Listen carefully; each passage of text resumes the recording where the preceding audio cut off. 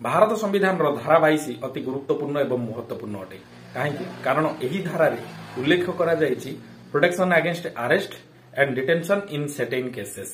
Police जितेबाला आपन को अरेस्ट कर दउछंती थाना हाजत भितर रखुछंती सेतेबाला तांकर प्रथम दायित्व एवं कर्तव्य होउची से आपन को जणैबे को ग्राउंड रे आपन को अरेस्ट करछंती कोउथि पई आपन को अरेस्ट करछंती एवं आपन को अति प्रियजन को से जणैबे जे आपन को लोकन को एई ग्राउंड रे अरेस्ट कर दिया जायछि एवं आपन को इच्छा मुताबिक लॉयर एडवोकेट सहित कथबार्ता हेकी कंसल्टेट करबा पई मौका देबे।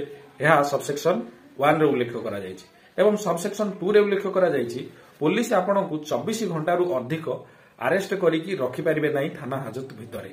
अति शीघ्र से नियरेस्ट मैजिस्ट्रेट को सम्मुख रे नेकी आपन को उपस्थित करिवे।